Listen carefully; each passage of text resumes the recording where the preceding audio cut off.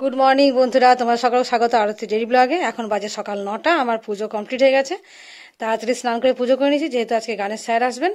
তো এই মাত্র পুজো করলাম, আর পুজো করার আগেই আমি এখানটা সেট করে দিয়ে গেছিলাম। স্যার ফোন করেছিলেন যে আমি এক্ষুনি যাচ্ছি, তাহলে আমি এখানে সব কিছু রেডি করে দিয়ে পুজোয় বসেছিলাম। তো চলো এবার রান্নাঘরে যা, চট করে স্যার আস্তে আস্তে এখন তো ঢুকেননি, আমি একটু হালকা করে টিফিন করে নিই, আর মেয়ে রান্নাঘরে কী ব্যবস্থা করছে দেখে আসি। চলো।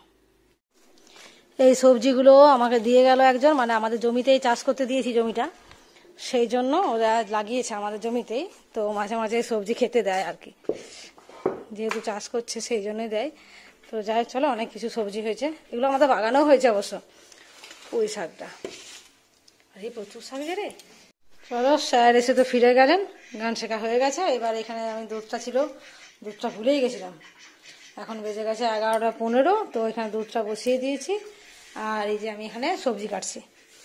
কী রান্না হবে সেটা দেখা যাক। পুঁই শাক তো প্রচুর হয়ে গেছে, এটা আমাদের বাগানের। এই যে কাটতে শুরু করেছি, এটা বাগানের পুঁই, আর এটা তো দিয়েছে। চলো তরকারি চট করে কেটে নিই। আর এখানে যে দেখো কর্তা মাছ এনেছে, এখনও প্যাকেটটা খুলিও নি আর ধুয়েও নি, তো খুলে দেখবো কি মাছ আছে।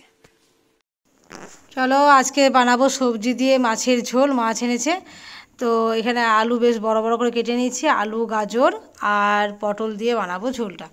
তো আলুটাকে প্রথমে একটু লাল লাল করে ভেজে নিচ্ছি, আর তারপরে গাজর আর পটল দিয়ে দিচ্ছি। আর আলুর সাথে দুটো গাজর আগেই চলে গেছে অবশ্য কড়াইয়ের মধ্যে।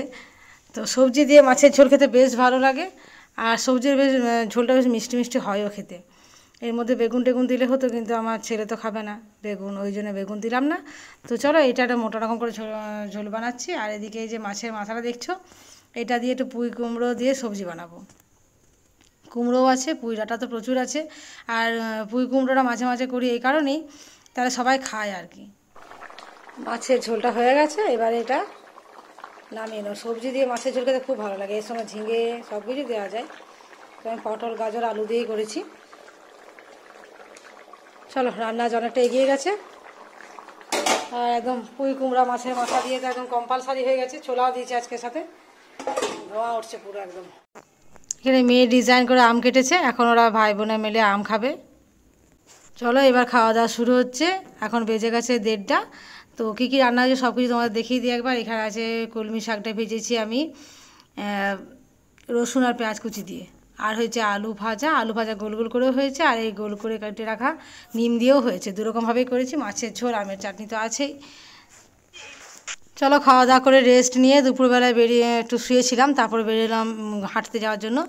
তো আজকে আমাদের দলটা একটু বেশি ভারী হয়েছে, আরও 2-1জনকে সাথে পেয়েছি, রাস্তাতে দেখা অবশ্য। তো সবাই মিলে যাচ্ছে এখন হাঁটতে। এই দেখো কী সুন্দর ভোট হবে আমাদের প্রাইমারি স্কুলে, ওই জন্য রঙ করে দিয়েছে, স্কুলটা পুরো রঙ করে দিয়েছে।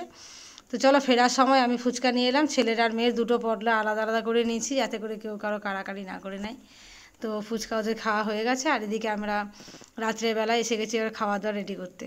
তো আজকে যে কেউ রুটি কেউ মুড়ি এভাবেই খাচ্ছে, যার যেটা ইচ্ছে খাচ্ছে। তো চলো আজকের ব্লগটা এখানে শেষ করছি। যদি ভালো লেগে থাকে অবশ্যই একটু সাবস্ক্রাইব করে পাশে থাকবে। Good night.